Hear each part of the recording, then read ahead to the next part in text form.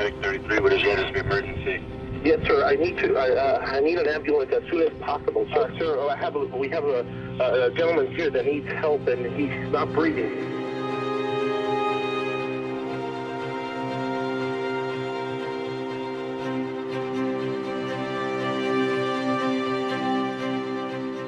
You're talking about Michael Jackson here. It was absolutely huge. There was a lot of pressure to get it right.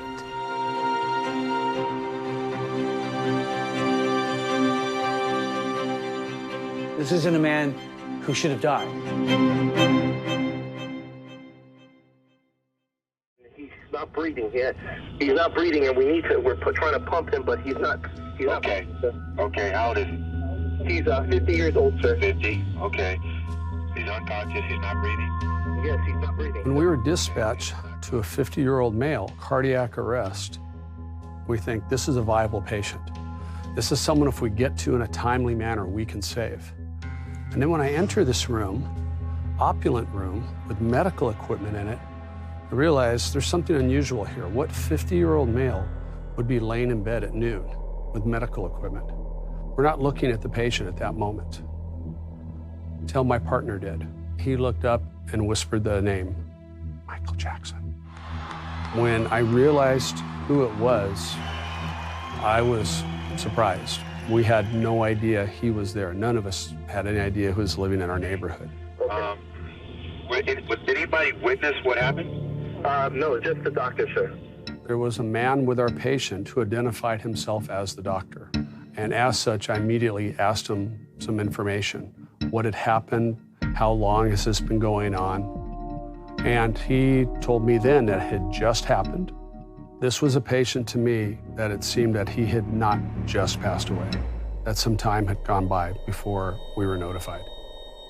And in fact, later, when you're reflecting on this call, the days, the weeks, the months afterwards, one of the greatest regrets that all of us had was that we had not been called sooner. When we came outside, that's when we became aware of a very large presence. We were trying to back out on the street only to be hindered by many, many cameramen putting their lenses against the glass windows of the moving ambulance.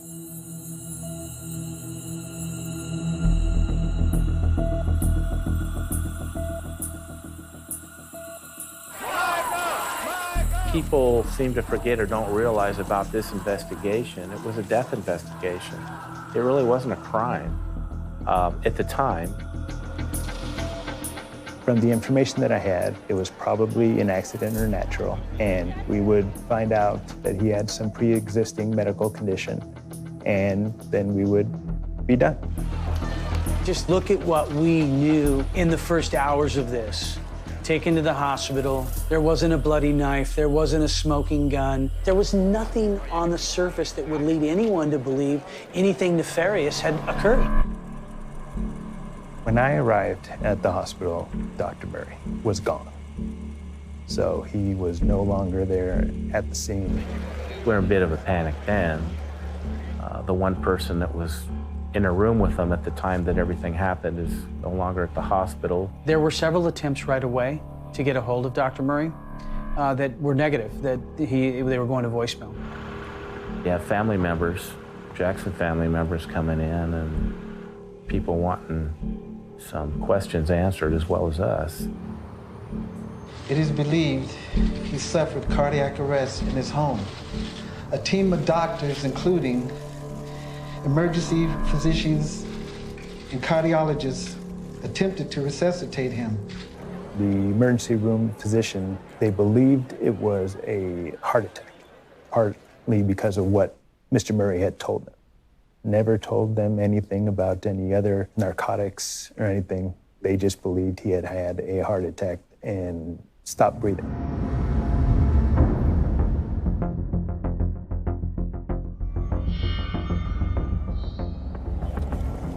So here we are at the Carrollwood house.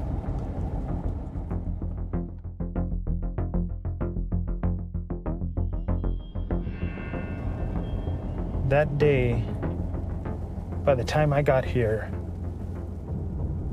We had to block off this side of the street, the entrance side of the street, and it was full of media vans. We had never seen anything like it. I had never seen anything like it.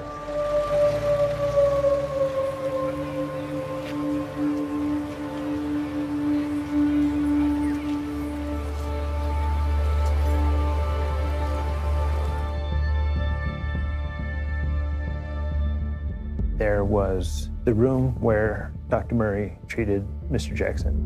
And then there was a locked room, which was Mr. Jackson's bedroom.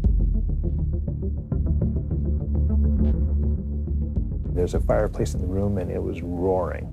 So the room was very, very hot. There were like Post-it note or pieces of paper taped all over the room, on mirrors, on doors, with little slogans or phrases. I don't know if they were lyrics or thoughts, or some of them seemed like poems. The bedroom was a mess.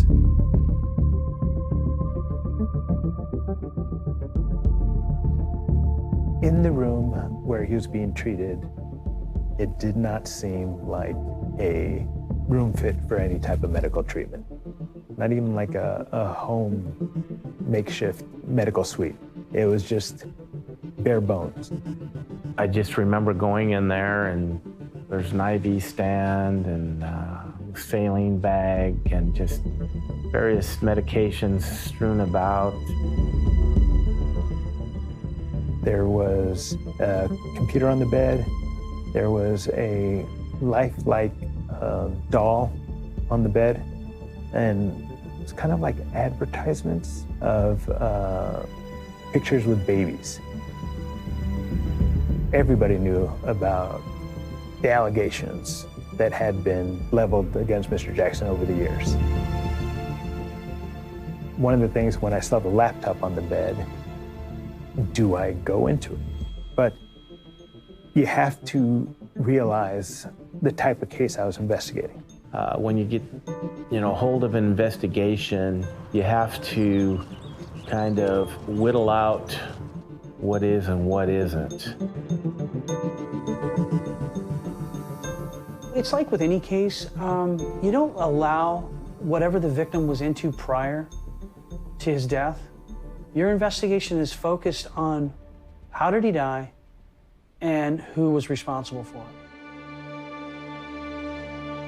In the room where he was being treated, a bottle of propofol had fallen on the ground and rolled under this moving nightstand. I didn't know what it did. That ended up being a huge deal later. I had no medical background whatsoever. My neighbor was a doctor. So I went to my neighbor and I asked him about it. And my neighbor was the one who got it started of, whoa, what is this doing here? This is only used in surgeries. This is used to put people under.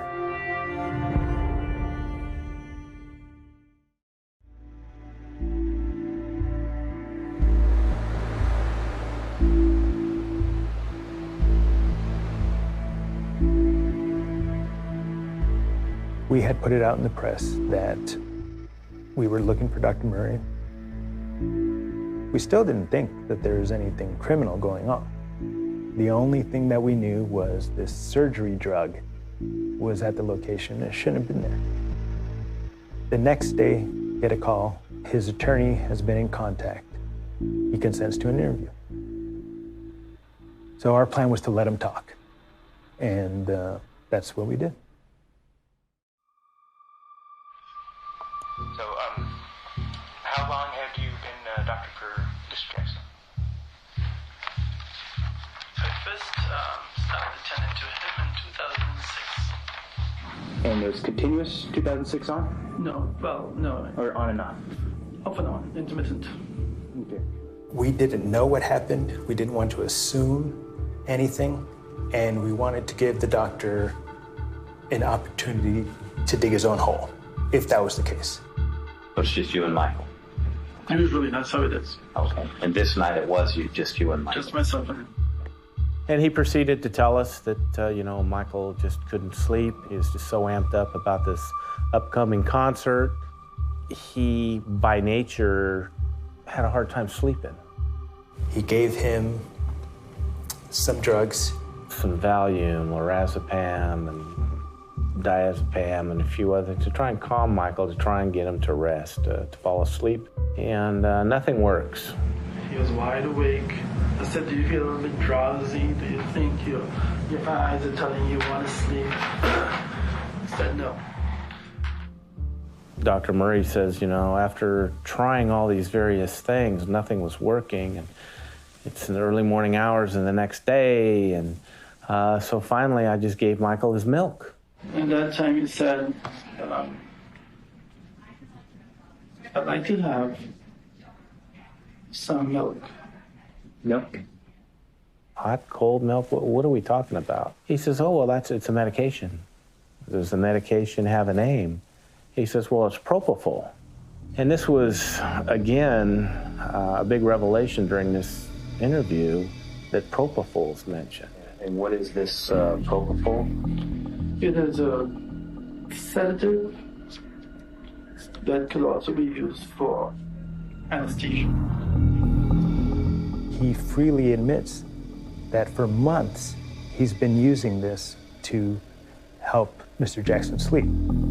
Okay, you've administered it more than 10 times? Yes. More than 20 times? 30 days a month, roughly, every day. Oh, so it's about a daily? A daily. In my head, I was thinking, what the heck? To drug someone to sleep, even with their permission, the way that he did. I didn't think it was legal. I monitored. I sat there and watched for long enough period that I felt comfortable. He gave him propofol and then goes to the bathroom, comes back. Mr. Jackson's not breathing. So I started immediately to perform CPR and mouth-to-mouth resuscitation. He goes into a panic. He tries CPR while Michael's on the bed. He summons Alberto Alvarez, the head of security, and ultimately Alberto Alvarez is the one that calls 911.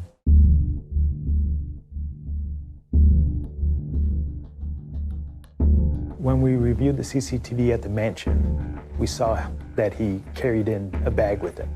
And also the family and the security staff told us he would always carry a bag with him.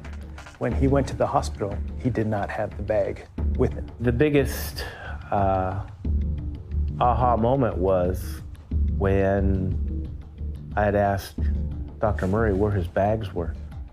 Where's your bag where those syringes would be at now? Oh, really? I don't have that. I thought you left it there. He was assuming that we had it. You haven't got my bags? Once he realized we didn't have that, he's like, deer in the headlights look, if you will. Legally, we can search the areas that are relevant. It wasn't in the room that was relevant. If you walk into the dressing room and you turn right, at the high level top, the bags are left there with the items in it. In those moments, people aren't their sharpest. They're not thinking the best. So it's our job to take those little mistakes that people make and build a case on them. First thing Monday morning, went to the house, went to where Dr. Murray had said that the medical bag was. Different room, in a closet, in a cubby above the closet, and recovered the bag. We recovered a treasure trove of evidence from Murray's doctor's bag. We found a bunch of more medicines that he had used, like propofol and lidocaine. One of the other things that we found was we found all the waste, all the trash, the needles, the empty bottles, the stuff that when we went into the room should have been laying around. So we knew that Sometime during this medical emergency, Dr. Murray had stopped either giving CPR or had waited to give CPR and cleaned up everything. So we're thinking, what could be the reasons for that? Within 48 hours, it appeared that it was a suspicious death in the sense that there was something more than just an overdose. If your goal is to preserve the life of the person that you're giving CPR to, why would you pause that to pick up trash unless you're trying to hide something? If he wouldn't have told us where it was, or if he would have taken it with it, we wouldn't have had it. We would have lost that element of the hiding, the trying to cover up. We were now looking at Murray. He was behind the death.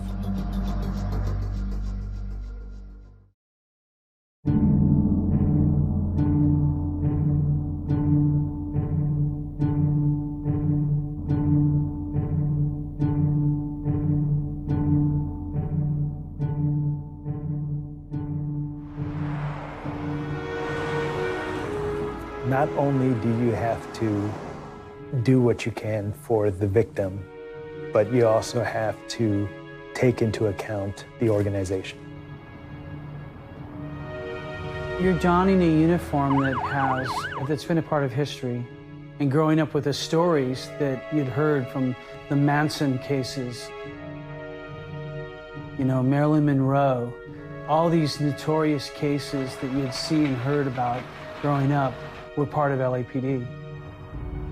Historically, our department had not had very much success on high-profile cases. We had lost the OJ case. Everybody remembers the Bronco chase. Ourselves and the DA's office allowed him to turn himself in, and it turned into a pursuit and a hostage situation, just ridiculous. And even though you have this overwhelming amount of evidence to secure a conviction, you don't get it.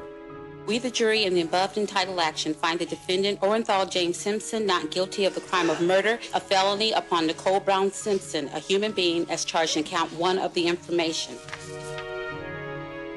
For us, working the cases, we didn't want to make the same mistakes that had been made in the department's memory and in the public memory. There was a lot of pressure to get it right.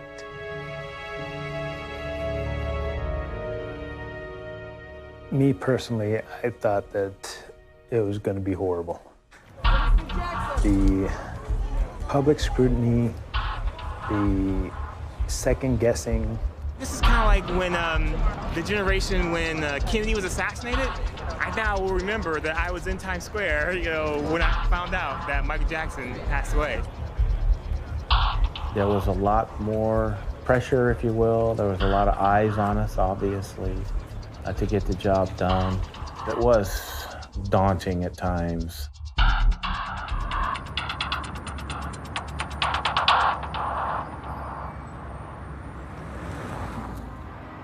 When I showed up to go into the autopsy, you know, they had a little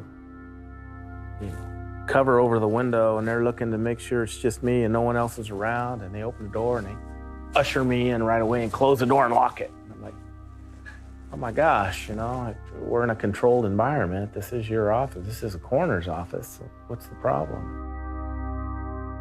Everything had been cleared out of there. I remember it being close to 5 hours long. It was extraordinarily long. The thing that was odd that I found myself periodically looking at was, you know, his head, his scalp.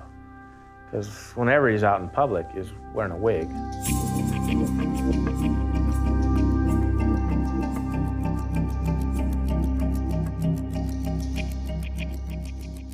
Looking at his scalp and the top of his head and being, you know, severely scarred, hardly any hair at all on the sides, to what he would look like in public with the flowing hair.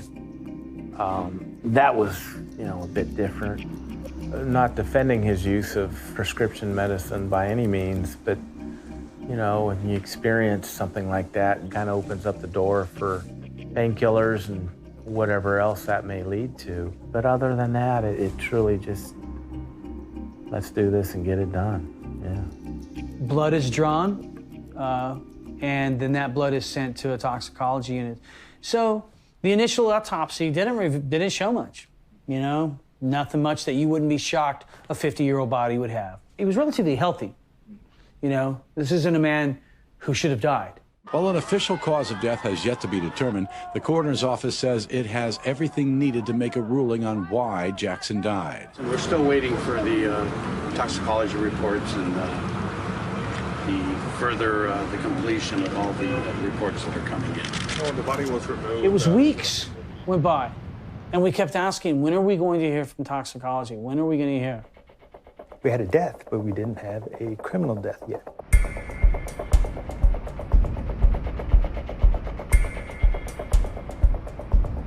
It's official. Michael Jackson's death was a homicide. The LA County Coroner's Office says the cause of death was an acute intoxication from the anesthetic propofol. Once the toxicology report came back, it gave us a lot more power behind our investigation. Other than going on a hunch, now we're going on facts. And then it became the idea of how bad. That was the big question. How bad is this? Ultimately, the toxicology results, you have those over here and you have Dr. Murray's statement here, and it just wasn't jiving. There was just no way that what he said was factual to what they found out. Had enough propofol in him to drop a rhinoceros. He could no longer breathe on his own, and Murray had not set up an environment to allow for artificial means of breathing, which is reckless, gross negligence.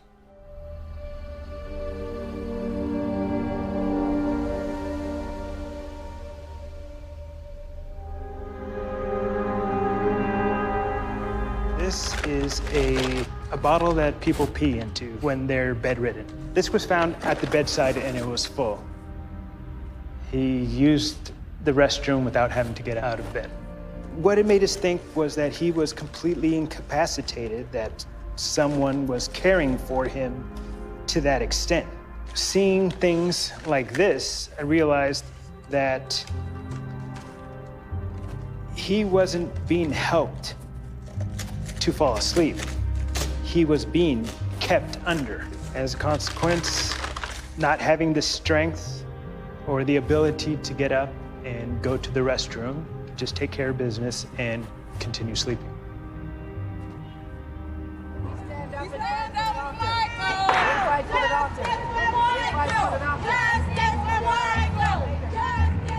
What we did is we took our case, and this included all of our interviews, all of our statements, and most significantly, the toxicology reports and the autopsy reports. We had 11 physicians in, I think, 5 or 6 different specialties review this material, and were asked to render an opinion. As I was looking for doctors to evaluate the level of care, I came across Dr. Schaefer. He was instrumental in developing propofol. I demonstrated that in statement after statement after statement in Conrad Murray's interview, what he said made no sense. It was not possible. He just asserted things that were not true. You would need a continuous drip of the propofol and not a shot, not an injection, like Dr. Murray had said he had used. It wears off really quickly.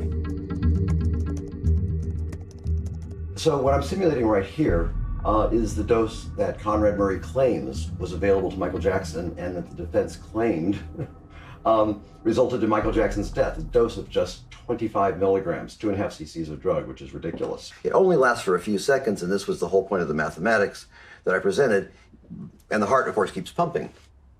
So we know that there was a 100 cc vial hanging over Michael Jackson. Knowing it was empty, we can see exactly how over a period of about 30 to 40 minutes, it enters into a dose that would be associated with a lethal concentration of drug in a patient who wasn't being looked after because they're really under pretty deep general anesthesia at that point in time.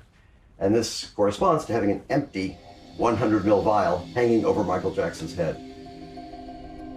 And I thought, oh my God, this is it. This is the smoking gun. This is actually the bottle of propofol that killed Michael Jackson.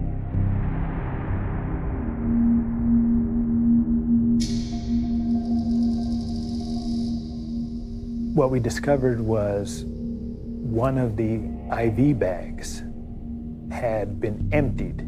One of the propofol bottles had been upside down inside of the bag. There's a bottle of propofol inside an IV bag? I mean, one of the single weirdest details. There was a big tear, a pike or a needle that is large would have broken the top of the propofol bottle so that it could drip freely down. Basically, Murray was using the saline bag to hang the bottle of propofol from the stand, but also, I think, to hide it, because he didn't want anybody to know he was using propofol. So to get an idea of just how crazy this is, the anesthetic drugs are all dangerous. There is really no access outside of the healthcare setting. We have pumps that are set up, they're precisely calibrated, and we precisely control the dose. He had an IV line that's coming down from here, and it's got a little roller clamp on the side. You just adjust this little roller clamp. It's a gravity-fed system. There's very little control on the rate of the drug, and that's what he was using. It's insane. Nobody trained in propofol administration would not precisely control the infusion rate. Nobody trained in the use of propofol would ever walk away from a patient who is receiving propofol as a continuous infusion. Physicians with no training in anesthesia have no business giving propofol. So at that point, we knew this was not an honest mistake, but that this was on purpose bad medicine. An MD degree is not a license to do whatever the hell you want to do and just think you can get away with it.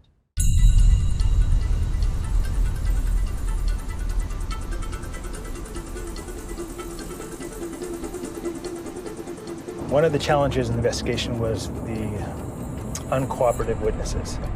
One of those was Dr. Murray's girlfriend. When we finally served the search warrant at her apartment, the whole place had been cleaned out. There was nothing to show that Dr. Murray had been there, stayed there, frequented there at all. Fortunately, they had missed behind one of the bookcases. Behind one of the bookcases, we found a receipt for a pharmacy. That led us to the propofol. These items here are what we found at Nicole Alvarez's house. So it brings me back to remembering how difficult things were when dealing with her. This business card and this receipt were the only things in his name at her place. This led us to the pharmacy. When we arrived at the pharmacy had all the records ready. They had been following the news and they knew that the police would be there eventually. And as you go through, you can see all the amounts. One case of the 100 milliliter bottles, one case of the 20 milliliter bottles. In June, 4 cases of the 100 milliliter bottles. All of the amounts, it's over 5 gallons worth of propofol. A massive amount of propofol, was shipped to his girlfriend's house. We found that there was other doctors that Michael had reached out to in hopes of being administered propofol, and he was turned down. That relationship was a perfect storm. Michael first got introduced to propofol through a dental procedure, and he liked it. He felt like, wow, this is the best way to go to sleep. That was his drug of choice, and he was looking for doctors that would administer that, you know, as wrong as it was.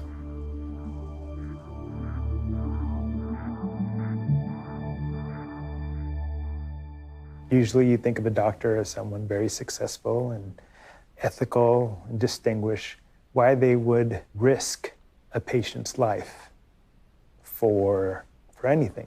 What would make it worth it?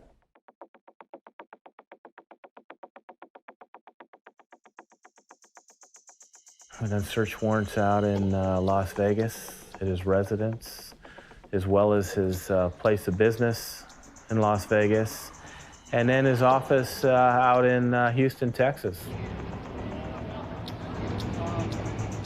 We get into finances, we get into business dealings, and his relationships. We executed a search warrant at the Armstrong Medical Clinic this morning with members from the DEA and the Houston Police Department, and we are from LAPD Robbery Homicide Division.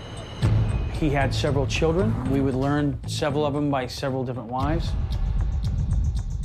He would go out to places of adult entertainment and spend outrageous amounts of money. He would put on a show and not be able to support it financially. He would leverage his closeness to a celebrity to manipulate young women into relationships with him. We knew that he had purchased a home in October in Las Vegas for over $1 million, and his mortgage was $10,000 a month. And he had stopped paying it.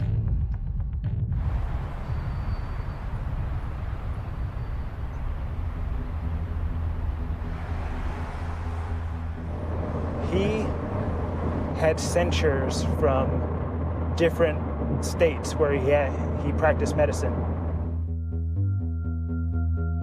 With these different medical boards, they sent us the files of the complaints and the penalties that they would impose on Dr. Murray when he would violate their rules. We saw a pattern of sloppy behavior. A private physician to Michael Jackson, and here he is, just an absolute mess, you know?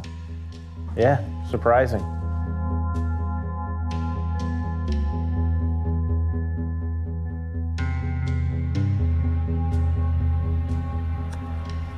This is what I recovered from his car, from the doctor's car.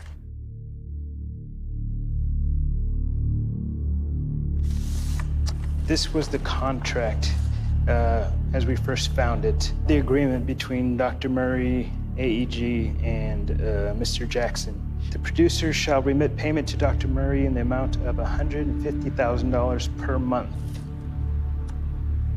So this is where the money came into it.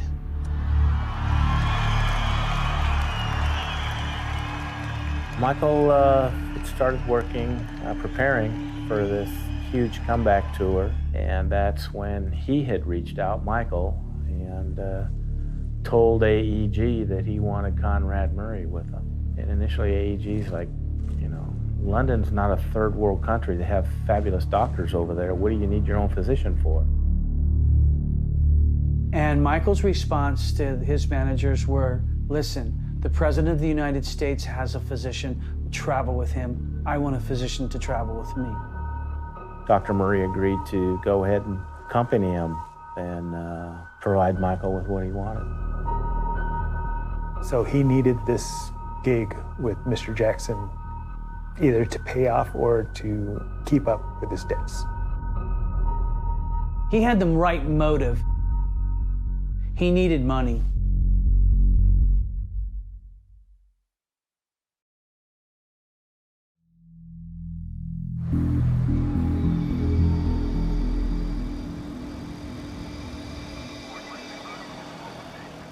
Ultimately, the decision was made to charge Dr. Murray with involuntary manslaughter as opposed to second-degree murder.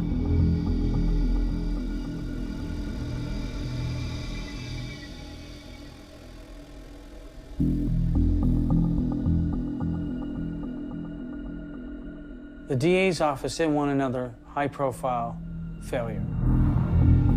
It was an election year for the district attorney.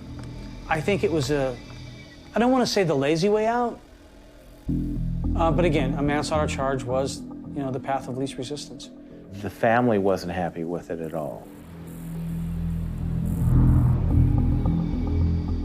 Mrs. Jackson was just beside herself that there wasn't going to be a second-degree murder filed.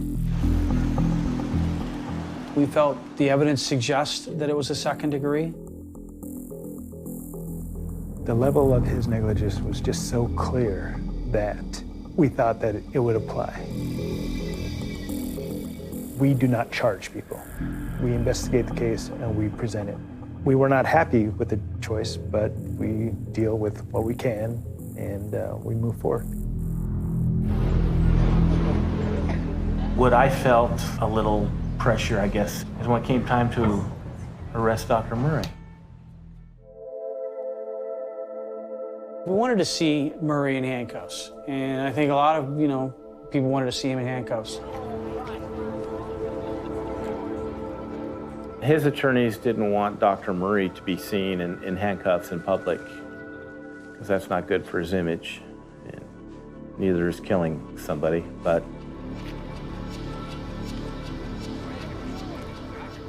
behind our backs, the DA's office made that agreement with Dr. Murray's attorneys.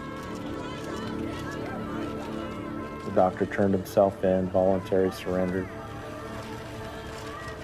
I'm of the opinion that regardless of who you are and what walk of life you come from, if you've done wrong, then you need to answer for that.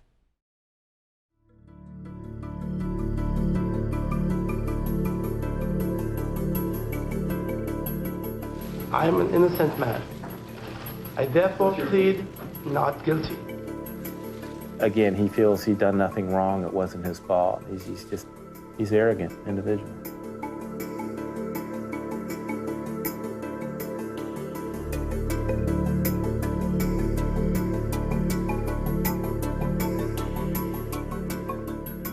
Conrad Murray figuratively and literally abandoned Michael Jackson.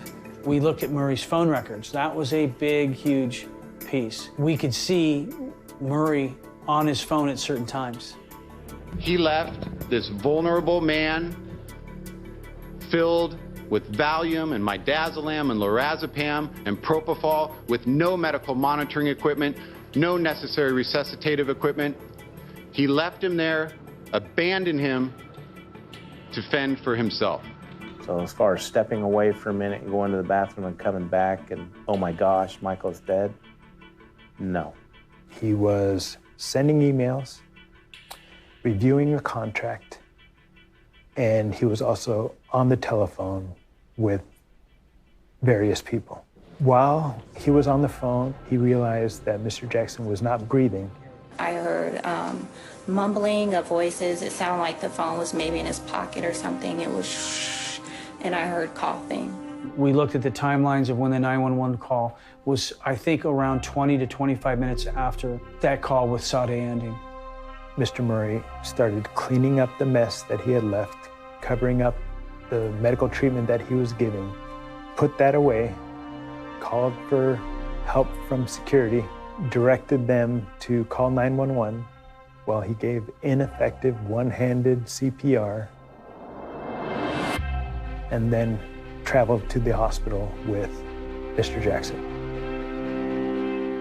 Dr. Murray fled the hospital before we arrived, waited a couple days to get his story straight, and ultimately was prosecuted for his conduct. We, the jury in the above entitled action, find the defendant, Conrad Robert Murray, guilty of the crime of involuntary manslaughter.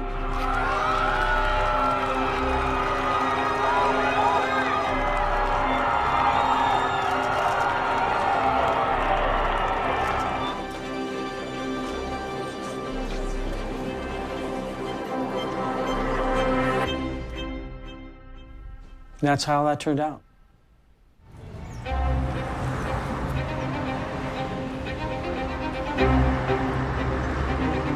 Should it have been a second-degree murder? Yeah, I think it could have been. Unfortunately, that is not a choice that we were able to make. The biggest thing is that he does not get his medical license back in any state, and I personally don't see that happening. And I'm just trying to keep it light and polite here, but yeah, he's in his own world. He's in his own world, Dr. Murray.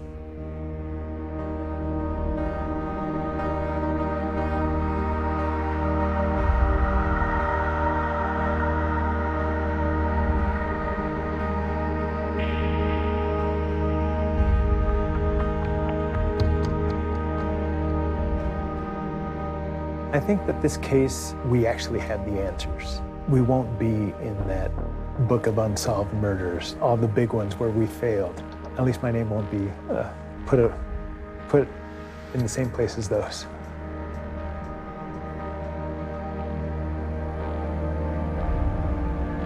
It's something I'll never forget, obviously, the rest of my life.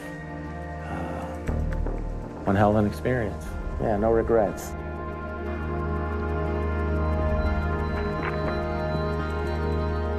In big cases like this, sometimes, you know, friendships can really dissolve. But not in this case. It was, we all lived happily ever after.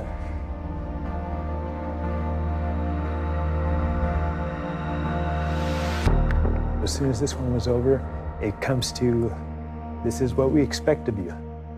You get your next murder and you move forward.